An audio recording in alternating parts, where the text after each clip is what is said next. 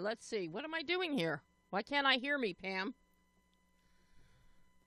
I cannot hear me. I wonder why. All right. Well, I guess I'm not going to hear me today. Let's see. Let's play with the jacks. Okay. There we go. Bad jack. Tells me that owner Nick was in here playing with things. Well, anyway, welcome back to another week of Behind the Lens. I'm Debbie Elias, film critic, creator, and host of Behind the Lens, where we go behind the lens, below the line, with all those movers and shakers, those film and TV makers, those Oscar winners and losers, those producers, directors, writers, actors, cinematographers, production designers, costume designers, VFX gurus, sound editors, sound mixers, composers, choreographers, stunt coordinators, and fight choreographers. You name it, we talk to them. And, of course, we just wrapped up. Oscars award season is done. But a new one starts now. Emmy campaign. Emmy campaign is starting for Emmy Awards. So I'm looking forward to that. Been catching up on quite a few binge-worthy series out there. You all know the Silo I am obsessed with. So that, of course, will be hot in the running for the upcoming Emmy season. And a bunch of other fun things in there as well. But we'll talk about them later on as we dive into the Emmy contenders. But today's show, very happy. Number one, we're in the studio today, in case you were wondering. And if you're listening, if you go over to the Adrenaline Radio Facebook page, you'll see it live streaming on this stupid Mevo camera thing that I can't stand. But you will see on the tablescape an adorable, number one, you will see the brand new Dinosaur Valley Girls re-release in Blu-ray. So for all of you cult followers who love films like this, you definitely want to pick this up because it is hilarious. You know, it's caveman, it's dinosaurs, it's Dinosaur Valley Girls. But a brand new Blu-ray that is out this Friday, actually tomorrow. Tomorrow is March 4th. It's already on digital platforms. It is a film I fell in love with back in October at the Animationist Film Festival, Ghost, Cat, and Zoo. Tomorrow, you can pick this up on Blu-ray. It's from G-Kids. It is just so much fun. And this was already a series, a Japanese anime series. And a film was made. And the filmmaker is just absolutely wonderful. I interviewed her. Her interview is actually translated and up on my website. Of course, it was done in Japanese. But now, this particular, the Blu-ray, let me just double check. I'm reading my notes here to make sure I give you the correct information. Yeah, I think this one has dubbing on it in English. I actually watched it with subtitles. But it is a fun movie. The animation is absolutely enchanting. And you want to check it out. Pick up a copy. It's wonderful. Wonderful. Yoko Kuno is one of the directors of the film. This is her feature directorial debut, along with Nobuhiro Yamashita, who directed Linda, Linda, Linda. But it's beautiful. The animation, it's a delight. But watching the adventures of Ghost Cat Anzu, let your kids watch it and see what they do to your house. That's all I'm going to say. But now, we could talk a little about the Oscars. I thought they were very lackluster. The opening number by Cynthia Erivo and Ariana Grande was absolutely beautiful. I love the James Bond tribute. Of course, this marks the end of an era after the Broccoli family has now turned over creative control to Amazon, who I think are just going to merchandise the hell out of the franchise and turn it into something that is not the James Bond franchise that we know and love. But it was a lovely tribute to honor the James Bond legacy, a musical tribute with some of the best-known songs. I don't know what the performer Lisa was trying to do with Paul McCartney's incredible Live and Let Die theme, but it was horrific. Doja Cat, who performed Diamonds Are Forever, was fabulous. And I forget who the third performer was who did Skyfall, which was amazing. It was a beautiful tribute. I would have liked to have seen a few James Bonds walk out there. But it was a nice touch. They did a big build up to a surprise reunion 35 years in the making, coming in the broadcast. Okay, their surprise reunion 35 years in the making was to announce the Best Picture winner, which was Anora, not my pick, but and the surprise reunion, no big surprise as far as I'm concerned, Billy Crystal and Meg Ryan celebrating When Harry Met Sally 35 years later. It would have been a great surprise. Number one, you have to remember that there was already a 30th reunion of them at TCM Film Festival a few years ago for When Harry Met Sally, and they were both there. But most recently, we've been flooded with the Super Bowl commercial that is now everywhere post-Super Bowl of Meg and Billy as Harry and Sally recreating the I'll Have What She's Having deli scene as an advertisement for Hellman's / Best Foods mayonnaise. So since we've been peppered with them, it's not like this was any kind of surprise reunion. So, that was a little miffing. And of course, the in memoriam. Smart move they made by not having a soloist singing. Camera was not panning down to a piano or a singer. We were not distracted. There was a beautiful chorale music of Mozart's Lacrimosa and the Academy Orchestra. The tribute was very nice, but again, a ton of people omitted. And we're talking big names that were omitted. Mitzi Gaynor, James Darren, Eleanor Coppola, not to mention Michelle Trachtenberg, who, granted, has a younger demographic than some people, but she passed away 3 days before Gene Hackman, and Gene Hackman was included, but not Michelle. Tony Roberts was not included. John Ashton from the Beverly Hills Cop franchise. He was left out.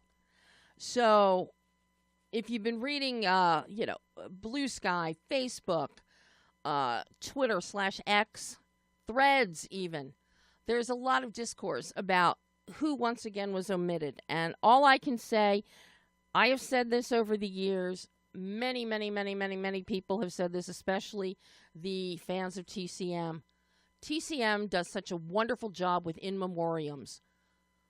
just contract with TCM and let them do your in memoriam. It will be current. It will be beautiful. It will be poignant. And people will not be left out. And by posting things, by the Academy posting things, you can go to our website and you can see everybody who passed away. That's not the point. How do you have an in memoriam and not include Mitzi Gaynor and James Darren? Or John Ashton? How do you do that? I don't know. But we'll see what happens next year. As for the winners, my fave of the year of the nominees, Conclave, yes, picked up best adapted screenplay, and that was it. Of course, I will say that Isabella Rossellini looked beautiful in a blue velvet design gown, which was made in tribute to David Lynch, and she was in his films, specifically Blue Velvet. And a lovely touch, she was wearing her mother's diamond and pearl earrings that her mother, Ingrid Bergman, wore when she won the Academy Award, her second Academy Award, some years ago. So, nice little touches like that. But we're going to move on into the new year and talk about moving on. Today, I'm very excited. Joining me live, somewhere around the midpoint of the show, is writer-director Tiffany Kim Stevens to talk about her new film, Trigger Happy. It's a doozy. It is wicked. It is wild. It's genre bending and melding. I absolutely love it, and I think you will too. But Tiffany will be joining me live. But first, you're going to hear my exclusive interview with director DITO Montiel. You may know DITO's work from A Guide to Recognizing Your Saints that he did a number of years ago. He wrote the book and then he adapted it into a film. This time, the film Riff Raff. It is written by playwright John Polono, who adapted it for this film. It boasts an amazing cast: Ed Harris, Jennifer Coolidge, Gabrielle Union, Miles J. Harvey, Lewis Pullman, one of my faves, Bill Murray, Pete Davidson. And it's basically the story of Vincent. Vincent is played by Ed Harris. He's an ex-criminal who just wants a normal, peaceful life. He and his wife, Sandy, played by Gabrielle Union, have built a loving family with their son, DJ, who is played by Miles Harvey. And they're spending New Year's at their cabin up in the woods before DJ goes off to college. However, in the middle of the night, who shows up but Vincent's son, kind of disowned son, Rocco, who is just marvelously portrayed by Lewis Pullman, and his pregnant girlfriend, Marina, plus Vincent's ex-wife, Ruth, who, I'm talking a comedy star performance here from Jennifer Coolidge as Ruth. So it turns into a total dysfunctional family free-for-all. But adding to the mix, there are two gangsters, Leftie and Lonnie. Leftie, of course, played by Bill Murray. Lonnie played by Pete Davidson. Lonnie is Leftie's son. And they're hot on the trail of Vincent's family, actually Rocco. But Leftie's got a grudge and a bone to pick with Vincent. So it's multi-generational. It is hilarious. It is dark comedy. It is dysfunctional family. And it is so much fun. And it is out right now in theaters. I encourage you to run, don't walk to this one. Cinematographer is Xavier Grobet, who has done quite a bit of the White Lotus TV series.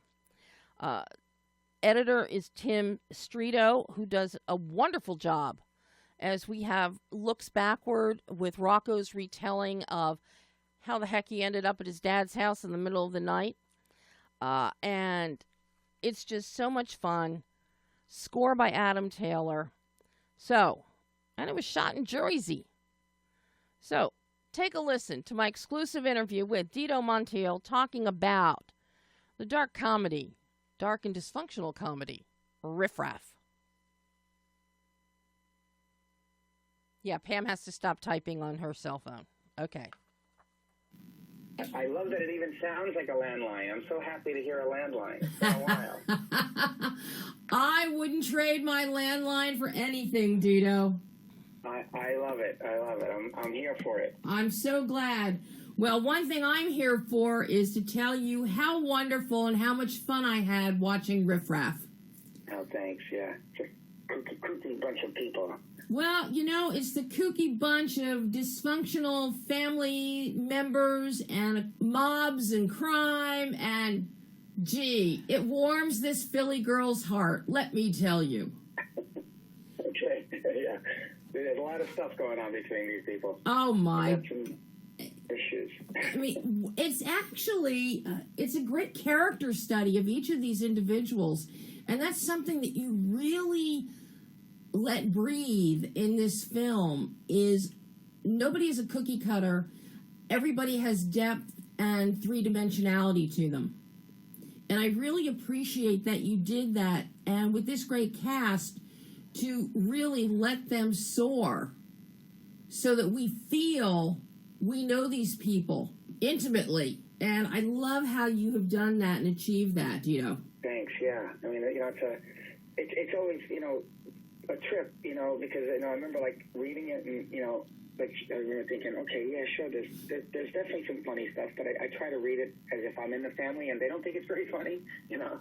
So I had this picture, you know, the first, you know, I thought of Ruth first because it's hard not to, you know, and kind of thought of my sister Dee Dee, who's kind of somewhere between Jennifer Coolidge and Fran Lebowitz. That's a possibility on Earth.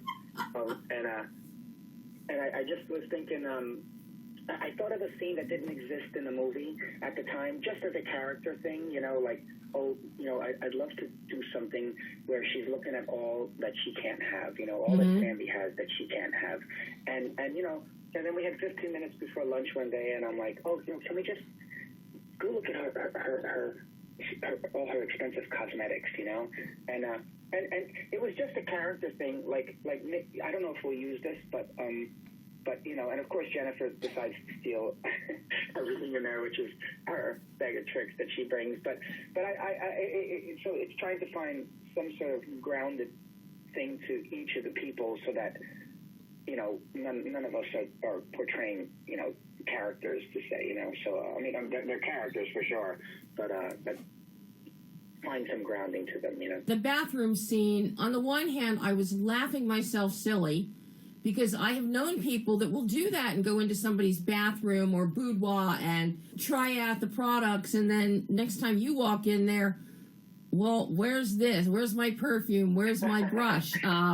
So I got a chuckle out of that, but at the same time, Jennifer captures this so beautifully, the almost wistfulness or the sense of entitlement that this should be mine, and it wasn't. So there's a great poignancy there, and I love how you work with your DP, with Xavier, on the visual grammar to capture that, because we have the mirror there, and she's looking in the mirror as she's doing this, so we get that great split personality kind of metaphor happening, and it's so beautifully done from performance to lensing. I just love that scene. Yeah, you know, it's weird because I had seen White Lotus like the rest of the world, which was my introduction to Jennifer Coolidge, you know, and Javier Grobert, who shot that. I remember thinking, oh, and then I looked him up, and he did Before Night Falls, which is such a beautiful film in a different way, such a, you know, and I was that stalker who found him on Facebook, and I wrote him, and I said, hey man, you're really good, and I'm doing this crazy movie, and lucky enough he said, okay, here's my number, give me a call. But I felt in really good hands, because he took the movie, I think sort of like we tried very hard to not tried, but, you know, didn't worry too much about the humor per se. I mean, you know, I thought White Lotus, of course, such a well shot and worked film TV show, whatever. But you know, like we try to be members of the family, you know, or whatever. So you know, it allows that stuff. But yeah, you're in good hands with someone like him, you know. Well, and I love the visual grammar and the way that the camera does. We're not flies on the wall. You have movement within each scene. When we've got Leftie and Lonnie, and they're in Vincent's living house that he lives in, the camera is going around the living room. We're seeing different aspects, just as you would do if you were in the house or walking in for the first time, checking it out. And you do this everywhere. You do it in Vincent and Sandy's, their country house up in the mountains. You do it in Vincent's house. You do it in the smaller, intimate settings, such as the restaurant, or even the bar scene, as Rocco is relating how he met Marina and giving us the whole backstory on his relationship with Johnny, which is not a good one. It doesn't work out too well, yeah. But I love how the two of you and Xavier have worked together to develop the visual grammar, to give us this intimate, personal feeling. Was there anything in particular that the two of you came up with as a guiding principle for how you wanted the camera to play out? You know, it's funny because, you know, like we do this thing that I think is a really great tool especially if you're doing a smaller film, you know, or any kind of film, you know, is I don't really believe in storyboards, well, because I'm really terrible at drawing, you know, but also it's like a dream that can't come true in independent film. Like, yeah, okay, I'm going to build a window there. Good luck, you know. So the way we like to work it, or I like to work it at least, is we find a location, and just like an actor, it tells me what they're going to do with this scene, you know. So and then what we do is we go to the location and we film it on an iPhone, or Javier might bring his camera, or however, you know, and we act it out. It's the worst acting you've ever seen in your life. We all hold the script, and it's me and the AD and the DP are there, and the production designer and whoever, you know, and we act out the scenes because then we've lived them, you know, and sometimes it's like a living storyboard in the sense that I've lived it now, and I realized, oh my God, that was 4 pages of sitting down. Maybe you want to get up, you know. So it's little things like that, but as far as emotionally, there's always a plan. The only plan I've ever really had with a lot of things when you're getting into something that has to do hopefully deeper than just a surface type thing, which that's a different type of movie, you know, is I try, I don't know what this means on paper, but to experience the film as if it's happening, right? Yeah. There's a great documentary about a Midnight Cowboy that I guess they were cutting that movie for years and they couldn't figure it out. And they called up Waldo Salt, the writer, and he said, you keep doing flashbacks. They're not flashbacks. They're happening in real time. They're happening. When that character is, it's happening, you know? It's kind of like if you're in a traumatic or weird situation and you're remembering something, it's happening for you in that moment, right? I mean, this is weird voodoo stuff, but so I try to film as if things are happening in that moment. So if you're in the room, you're in there. This is not, you know, we don't do a dissolve into your memory. We're gone. And if the audience is lost for a few seconds or a few minutes, that's okay. They'll figure it out, or they won't. Just enjoy it, you know. So try emotionally. I try emotionally to experience what's happening, you know. So sometimes that helps if you have a great cinematographer with you. All this weird talk, they know how to translate it, because I don't with storyboards. But I felt in pretty good hands with a guy like him. Certainly after seeing Before Night Falls and White Lotus, it seemed like the perfect combination to be shooting this one, you know. Well, you definitely, it's very grounded. I wasn't ever confused. As you're going back and forth, we've got essentially a couple storylines that are happening. We've got Leftie and Lonnie happening on the one hand, and then we've got Vincent and his whole extended family on the other hand. And this is where your editing is so key here, because it seamlessly goes back and forth and integrates. And when Rocco is telling us about his misadventures that led him to showing up at Dad's house in the middle of the night. It's seamless. It is seamless. And it feels it's happening right now, as you said. As Rocco was relaying this, the incidents that led to that moment, it was very much in the here and now. And I love that you didn't go with the dissolves or sepia tone for a memory or anything like that. It was very, very kinetic, and I loved how you executed that. Thanks. Yeah, that's thanks to the documentary about Waldo Salt. Because I thought that was just such an interesting thought that don't worry about it. It's happening. Experience it with the actor or the character or whatever. Yeah. What was it about this script? Because I think you got this first as a play from John. What was it about this that spoke to you and made you sit up and go, I got to make this into a movie? Yeah, I mean, I really enjoyed that, like this, like I was saying, like this sort of, I remember, like, of course I was, I thought it was funny, but I thought like, oh, like I really love DJ, and then I remember thinking, I write my notes in real time, and I'm like, wait, what's going on here? And then I get to 10 pages later, I'm like, okay, I know what's going on, I was intrigued in that sense, and I thought, oh, wow, it isn't often, at least from what I've read or written, that, how most films are, okay, there's a lead, and then he falls in love, and then they have a scene, and then there's a bad guy or a bad woman somewhere, and then a couple of day players, This felt like everybody that comes in takes over for a while, and I thought, how fun, like I don't usually get to do that. And I mean, even the smaller roles, like P.J. Byrne, and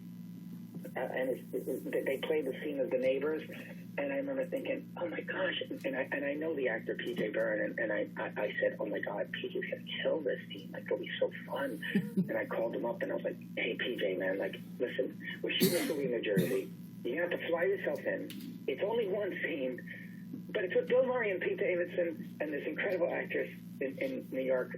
And he said, I'll be there, but so what excited me was I felt like nobody's just playing, the token booth clerk. Although I always care about those roles too, everything, But I felt like when Sandy comes in, it's her movie. When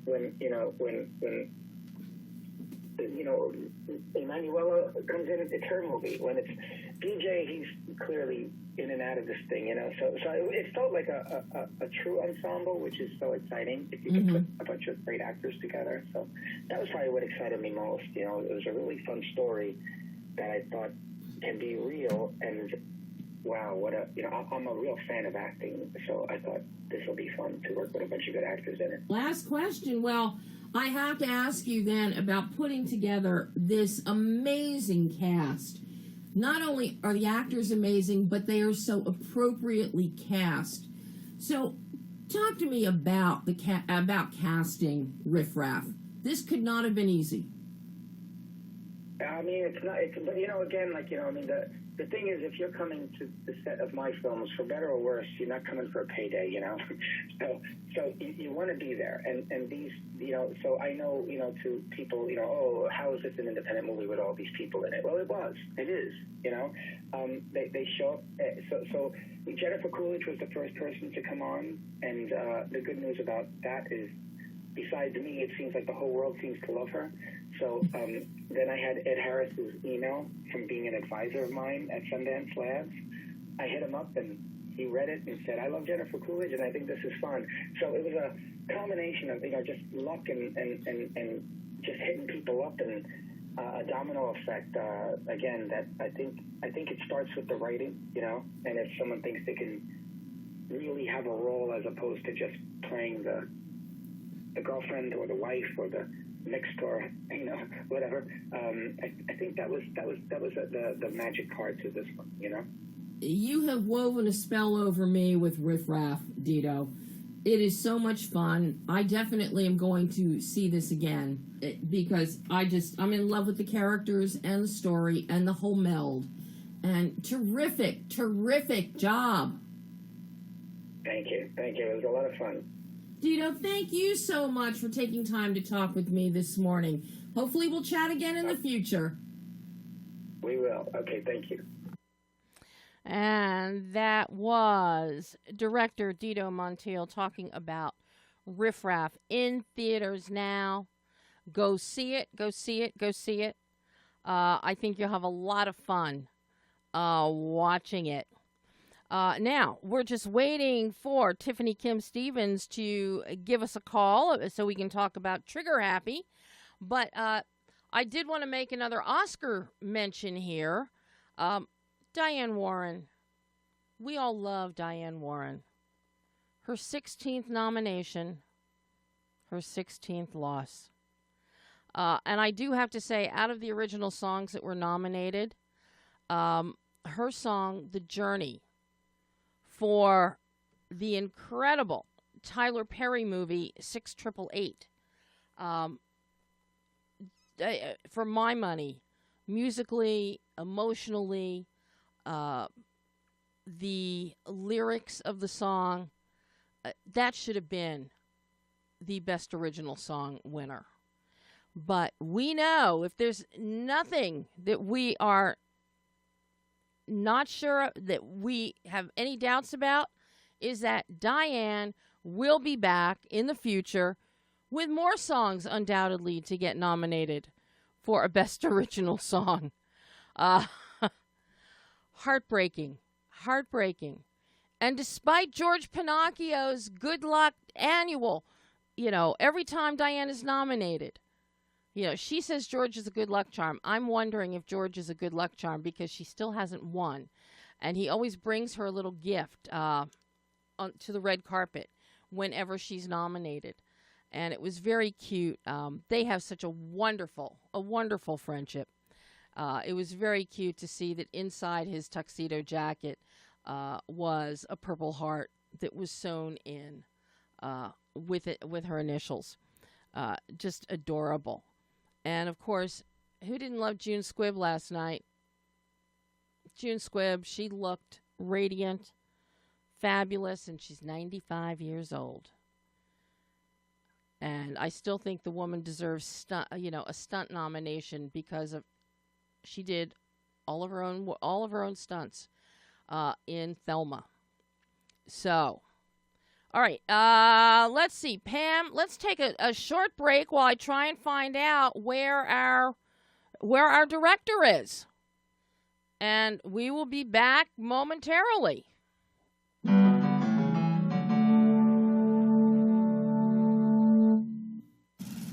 Babes, what are you doing? What? I'm just mowing the lawn. No, it's blazing hot and dry out here. Don't you remember? Smokey Bear says. Avoid using power equipment when it's windy or dry. Where'd you learn this? Oh, it's on SmokeyBear.com with many other wildfire prevention tips. Right. Thanks, Honey Bear. Because remember, only you can prevent wildfires. Brought to you by the USDA Forest Service, your state forester, and the Ad Council. When you purchase the latest TV, tablet, or smartphone, don't forget to do the right thing with your old ones. Recycle them. The Consumer Electronics Association and its members are making recycling your old devices as easy as buying new ones. Just go to greenergadgets.org, type in your zip code, and you'll instantly find the recycling location closest to your home. You'll also find recycling tips, like asking the store where you buy your new TV if they'll haul away your old one. Don't let your old tech tools clog your local landfill. Just visit greenergadgets.org.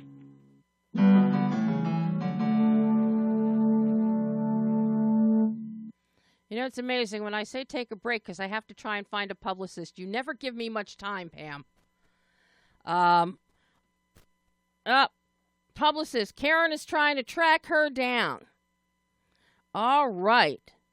Well, while Karen's trying to track down this director and find out where she is, let me just tell you what's coming up the rest of the month. Next week, very excited for you to hear. I just did the interview on Friday with the wonderful Adam Agoyan.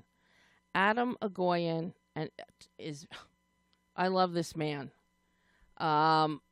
His films, Remember, starring Martin Landau, Chloe with Amanda Seyfried, Devil's Knot, The Captive, phenomenal films. And Adam and I, we were on a roll there for quite a while, sitting down and chatting about each one of these films. And now he's back with Seven Veils, which blew my mind. It stars Amanda Seyfried, and we really dug in to the making of Seven Veils. He's working again with his cinematographer, Paul Sarosi. And of course, Michael Dana does the score for him. When does Michael Dana not score an Atom Egoyan film? But what he did, he is obsessed with the story of Salome. That story goes back to the Bible. It's very seductive. And he was a stage director and did versions of this over the past 30 years. And then they were remounting, the Canadian Opera Company was remounting Salome for a new stage production in 2023. So Adam got this great idea. Let's make a film around that production. So using the opera company, the singers, so we're seeing that unfold, and we've got a story happening behind it that he wrote. Just amazing. So I can't wait for you to hear that interview next week. And we have found our director. Okay, Pam's nodding her head. All right, so let me bring her live now. Are you there, Tiffany? Hi, I'm here. How's it going? It's going. Yay, we found you. And here to talk. I'm glad to be here. I'm thrilled to have you after watching Trigger Happy. Thank you so much for taking the time to watch it. I really appreciate it. Tiffany, it is so funny. I love what you've done in terms of the story, working with your co-writer, Daniel Moya. Just briefly, tell everybody what this story is. This story is set a 50s-inspired world where gender roles are reversed, and it is about a repressed husband who attempts to murder his breadwinning wife for life insurance. It's a dark comedy satire. Yes, it is. And what you have done, I love the 1950s, but you've also modernized it with present-day elements, but you always take us back to, there's a great little corner store there, Kent's store. And Kent has Kent products, and he has specials, 35-cent sandwich specials, and it's so funny as you see all this. And we look into the home of George, our husband who wants to escape to the Bahamas and kill his wife and collect the insurance money so he can go to the Bahamas. We go to their house. The kitchen is so 1950s. You've got the mix master sitting there on the counter, and it's blue, and you have a matching Robin Zig blue refrigerator. And you incorporate all of this really cool vintage stuff, but you still have a modern flavor to it. So, kudos to your production designer, Dorothy Zhu, as well as your set dresser, and in tracking down all of these items that pop up. And, you set this so that the breadwinner, Annie, she's a wannabe actress. And she auditions to sell sponges. A wow sponge. Kind of like Lucille Ball in Vitamita Vegemin, actually. And it just takes off from there, and it is just one thing after another. This is so well crafted, Tiffany. In terms of your characters, in terms of turning gender roles on their head, how challenging was it to, once you had this idea, how challenging was it to give so much depth and life to each of your characters?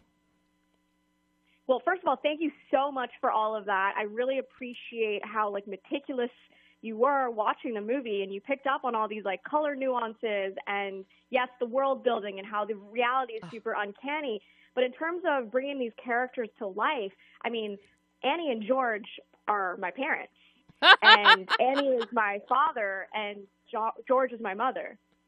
And I really wanted to give my father a feminine voice and my mother a masculine voice, and being able to take them as seeds of inspiration, bringing them to life in these really entertaining, comical, yet deeply introspective and disturbing ways was fascinating. And then also working, obviously, with Daniel to take that seed and make it the tree that it is today. But yeah, my parents were the original seed. Oh my God.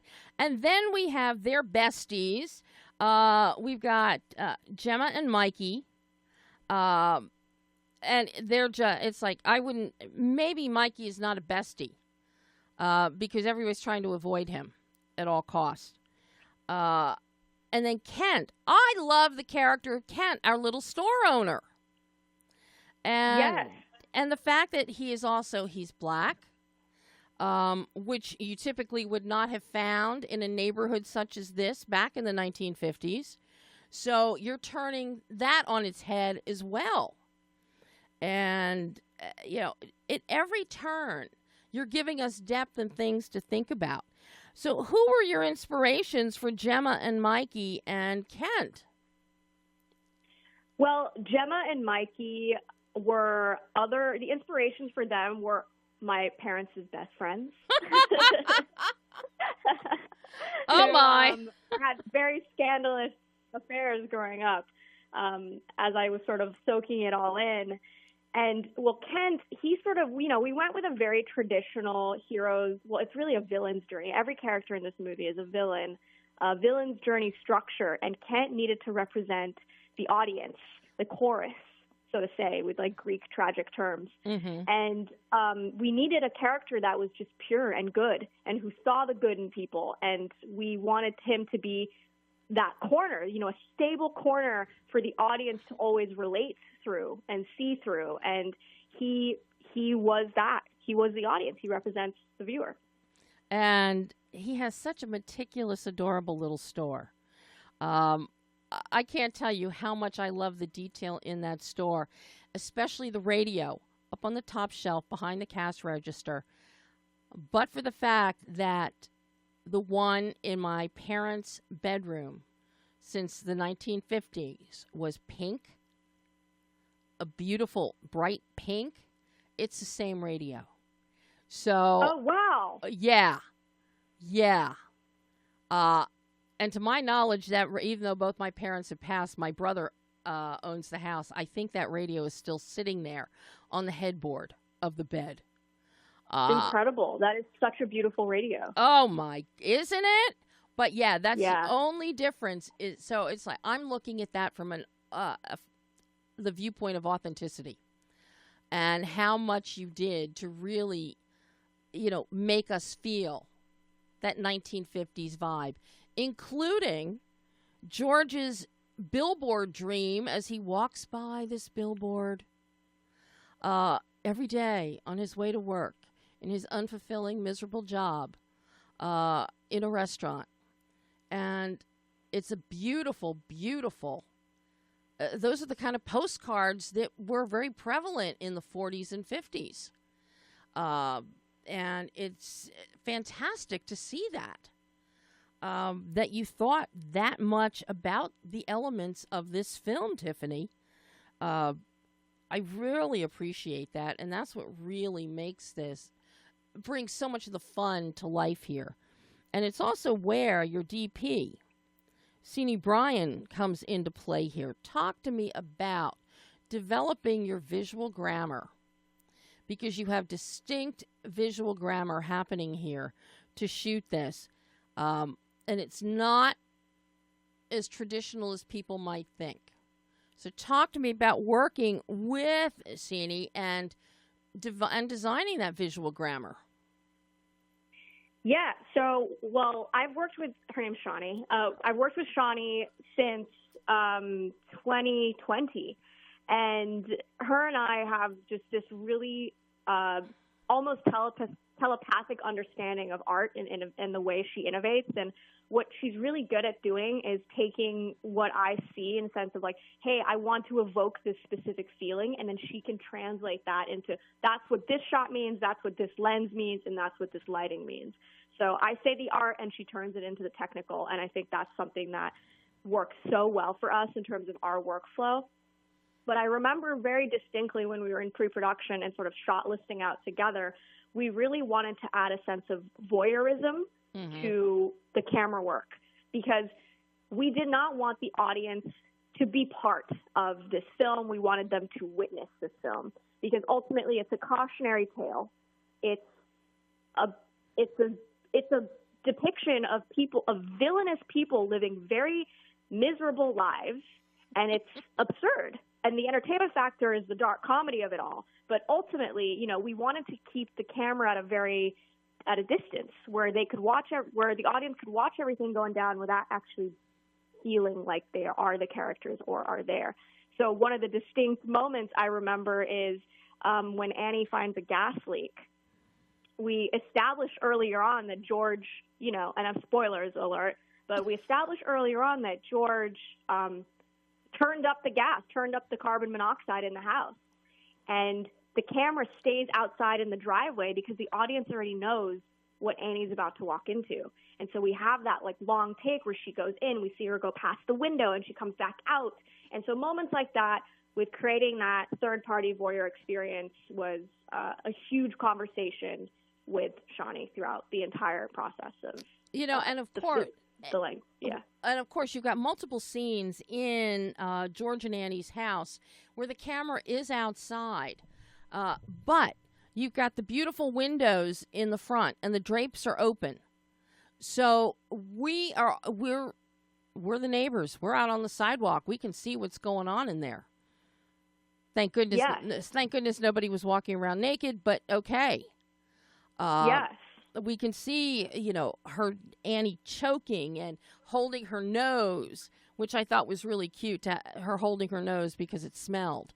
But it just all those little details, you didn't shirk away. But I love the camera work for that, because then we also go to something like the airfield, where George and Annie are going to go skydiving. Then George decides he's not going skydiving, but Annie says, all right, I'm going to do it. She doesn't want to do it, but she's going to do it. And you go much wider. We really get the wide open spaces on the one side where the planes are, where she's going to go, and she's going to go up in this small two-seater. But then on the right, we've got the closed, darker environment where George is like taking safety almost. That like he has an idea of what might happen or could happen, and we're just watching it all. But I like how the camera goes wider in those particular sequences. So we really get a different perspective. You know, is there freedom? Metaphorically, is George seeing freedom with the blue sky out there in the airport? So you give us a lot to think about there. Yeah. I'm really glad you're picking up on all of this, because it's all very intentional. And, you know, I will tell you one of my favorite scenes in the film, though, is the birthday party scene where George... Iconic. Oh, my God. Well, and what I love about that is that Jacob Wysocki is the birthday boy, the birthday man. And yes, I adore Jacob. I interviewed him for his first few films. We did sit-downs for Fat Kid Rules the World, for Terry, and he had just turned, I can't remember if it was for Terry or for Fat Kids, he had just turned 21. And the weekend after we did our interview, he was going to Vegas for the very first time to gamble. So, so to see him playing a birthday boy here with the hat and everything was really cute. But I love little things like that in films. I love those little touchstones. And the birthday party scene, it's like so, like cheap Chuck E. Cheese. Just adorable. You can't help but laugh at it. Especially you made them do a dance. You have the employees doing a dance. They're not just singing, they're doing a dance.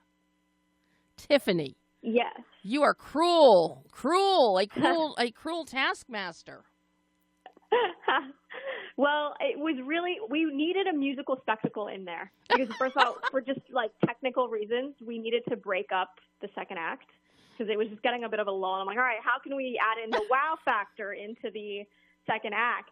And then we talked about, maybe doing another attempted murder and all these other things. And I'm like, no. Let's do a classic all-American birthday Cheesecake Factory Chuck E. Cheese-esque dance. Let's really lean into that. And everyone was like, absolutely brilliant, so funny, especially to have George, who just does not enjoy life, do this crazy dance that celebrates life. And it's just going to be a visual spectacle and just a really fun way to make people laugh. And the birthday man loved it. He loved it. I mean, George and his two co-employees looked like they were going to die. The one, she's got a smile plastered on her face like Jack Nicholson is the Joker, and it doesn't move. And, nobody's liking it. But the birthday man really loved it. And he loves it. Yeah. It just, because you also know, seeing him sitting there alone, that he has nobody to spend his birthday with. Which is also, it's a nice subtextual element you add, Tiffany, because here you've got George, he's married, he's got a house, he might not be totally happy, but he clearly and same thing with Gemma and Mikey, they clearly have more than this birthday man who's all by himself has. They do have people in their lives. And he doesn't. Yeah. And that's a nice little subtext that you've got layered in under there. And I really appreciate that and the thought that you put into that. And if you didn't put thought into that, you can now say you did.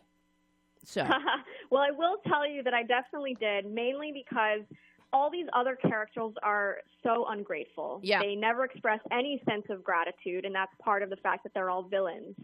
And these villains are now having to perform something for someone who does really need it. Yeah. And does have this sense of gratitude. And so showing that dichotomy just really highlights how awful our main characters are. Mm-hmm. So now you've got great performances here, fun performances here.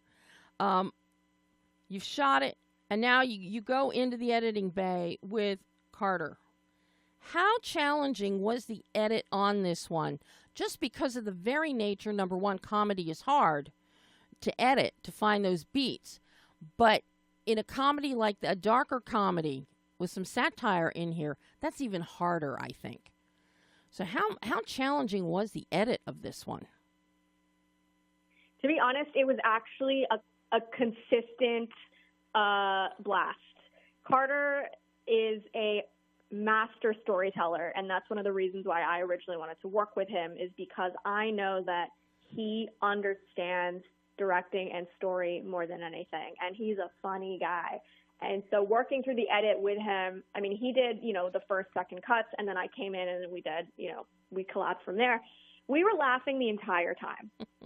We knew the beats that we needed to hit. We also had Daniel on the phone, very easily accessible for moments like we were like, okay, how do you feel about the timing on this? Mm-hmm. But to be honest, the post process was not challenging at all, in the sense that it was just very fun. And I love post personally. I thrive in post production, and being able to really make the movie in post was the best part. And so I to answer your question, Carter is a storyteller, and he understands story, and he is a funny guy. And so it was a breeze and a blast.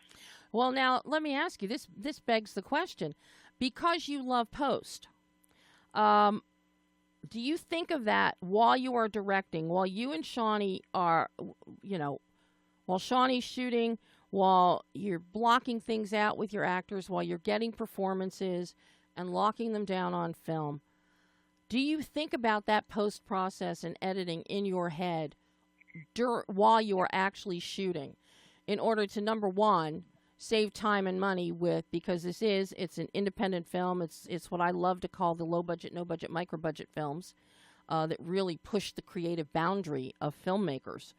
But I'm curious, did you keep in mind the post process and your editing while you were filming, or did you just go willy-nilly and let Shawnee just shoot everything in 10 coverages and things like that, which something tells me you did not?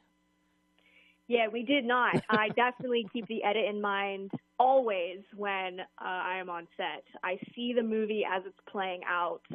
And as you said, it is a very low-budget movie, so we don't have the luxury to get 10, different setups and all this coverage, to which we probably didn't even need it in the first place. We were very adamant and meticulous and intentional about all the specific shots. And yes, I do see the pacing and the edit as we're shooting, definitely. Now, the icing on the cake here is Peter Lamb's score. You are so judicious in using music in this film. Talk to me about what you were looking for musically from Peter, but also, you don't have a constant score as an undercurrent running through this film. So I'm curious about your mindset and your thought process for keeping that scoring minimal in comparison to other films that we see out there. Yes. So one of the biggest inspirations for the score was White Lotus, because it's also another satire. And Peter and I were really approaching this in a way that was the opposite of what he was taught at film school, which is approach this in the completely wrong direction. And what that was he came on set. He had the script since day one, early drafts of the script, so he could develop alongside the characters. And so one thing that we really approached was, instead of going with mood-driving score and thematic-driving score, we went with character-driven score. So every character has their own song and motif, and each of them have their own style and instrument. And that's really what we wanted to push and highlight, and also factor in, because it's comedy, moments of tension and also execution and punchlines and silence. So we could give our sound designers like Tiago and Denise a lot of flexibility and ability to create disgusting small sounds throughout, the house or on the street or at Burgers Now. And working with Peter was incredible because he is such a master at his craft. And we definitely approached it in the opposite direction, where we went with character-driven score as opposed to thematic-driven score. Yeah, I mean, that's one thing. It really stood out for me, as I'm not hearing score. Yes, I will hear score, and then where traditionally people might have score in there for transitions and all of this, you don't do that. And I really thought that helped punctuate the satiric nature, or shall we say the villainy, of each of our characters. And it was unexpected, but an unexpected pleasure to have the score approached in this method. I mean, really nicely done. Now, I have to ask you, where did you find your production designer? Where did you find Dorothy? Because she does such an amazing job with the production design, and then your set dresser. So Dorothy was a referral from a lot of good film friends. She was referred multiple times. Our set dresser was Jalen Tan, and our art director, actually, Ash Popachek, they were all hired under Dorothy. And so once we brought Dorothy on board, then Dorothy brought the entire team, which was great. And she and I had such, it was like one in the same, cut from the same cloth kind of perspective on the movie. And we had so many Pinterest and mood boards going, and she gets it. She gets it. What led you to your color palette for this film? Because I love the color palette. I love the blues that extend through Kent's walls into Annie and George's house, into the wallpapers, and even some really, I don't know, how do we describe them? Eye-popping or cringing wallpaper designs. Yeah. How did you develop your color palette for this film? Well, Shawnee, Dorothy, and I really talked about the themes of what we wanted the audience to see and feel, and the first word that came to all of our minds was muddy. Like, we wanted them to live in an overcast world where there's never any sun. We wanted everything to feel muddy, even though there are striking colors. And then in the moments we were gonna have striking, uncomfortable colors, like the bedroom, which is a really uncomfortable red, just represent the fact that that's a room that is supposed to be calm and nourishing and a place of rest is a disgusting, vibrant red color, which represents their relationship. So that was a discussion between me, Shawnee, and Dorothy, and we went with the word muddy. Yeah, it works so well, and the fact that you've tied it all together among the different sets, because even the burger place, it's dark woods, dark floor, it's dark.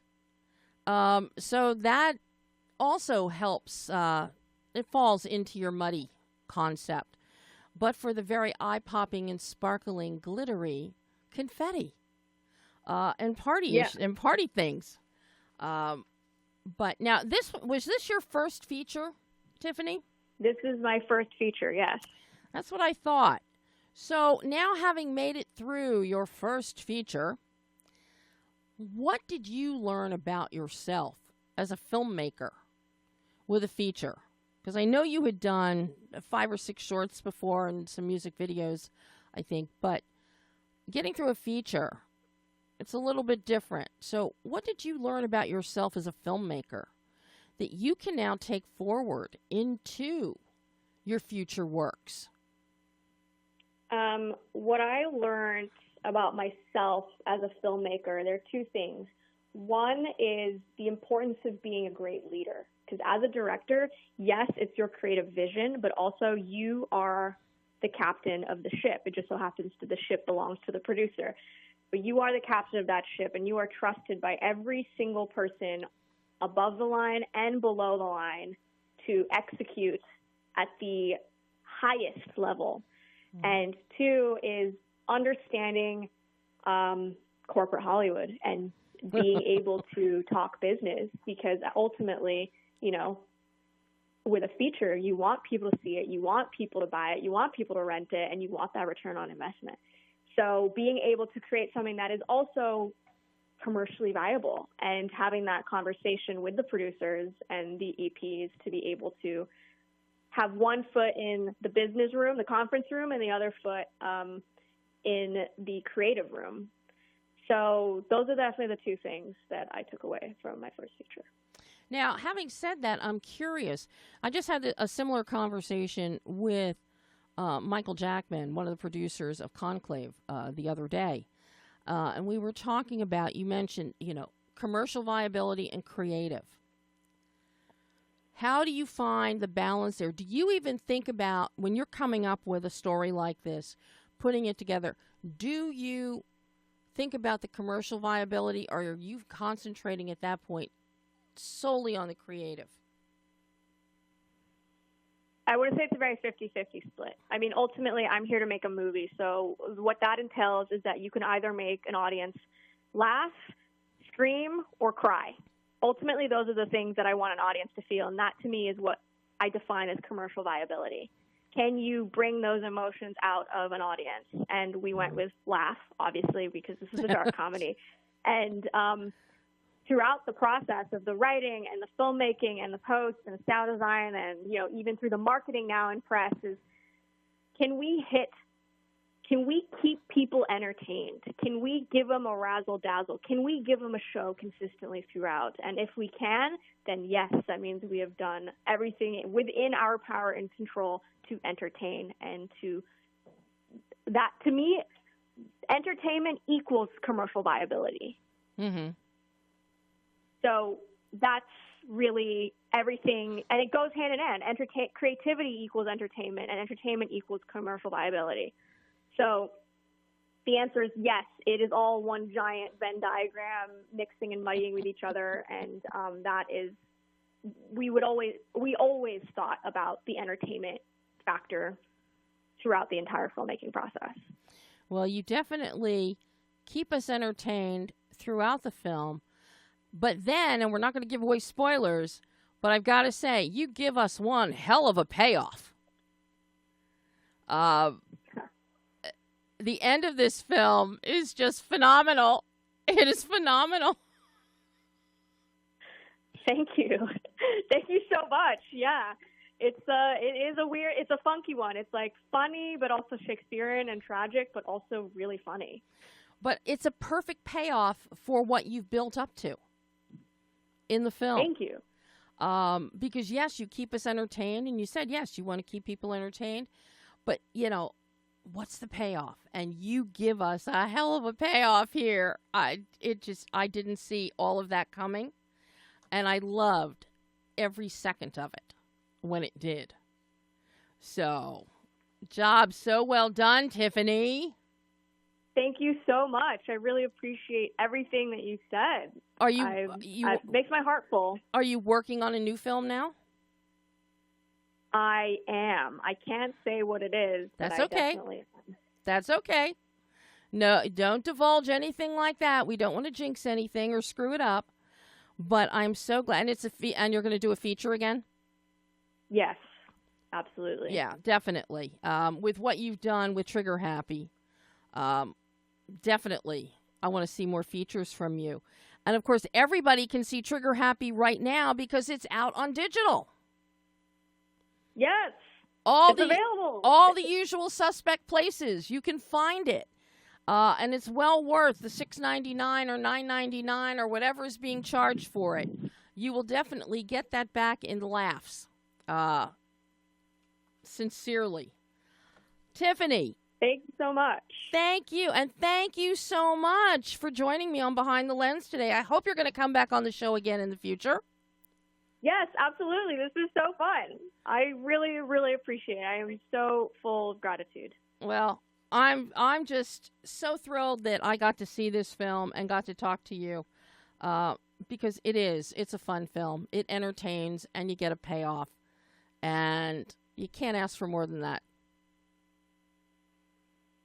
Thank you so much. I'm glad you get it. You get it. Thank you so much, Tiffany, and hopefully we'll chat sooner rather than later. Yes, absolutely. Okay. All right, folks. Bye-bye. Thank you for everything. Bye. And that was Tiffany Kim Stevens, director and co-writer of Trigger Happy. It is on digital now. See it. It's a lot of fun. It's dark comedy. As is DITO Montiel's Riff Raff. It's another dark comedy. And I think we could all use some laughs right now. So, 2 films to check out. Go to the theater for Riff Raff. Sit at home, comfort of your couch, lay on your bed, and watch Trigger Happy. All right. That is all the time we have today. Of course, we ran over back in the studio again. Next week, as I said, you're going to hear my exclusive interview with Adam Agoyan, plus another gem. So until then, I'm Debbie Elias. This is Behind the Lens.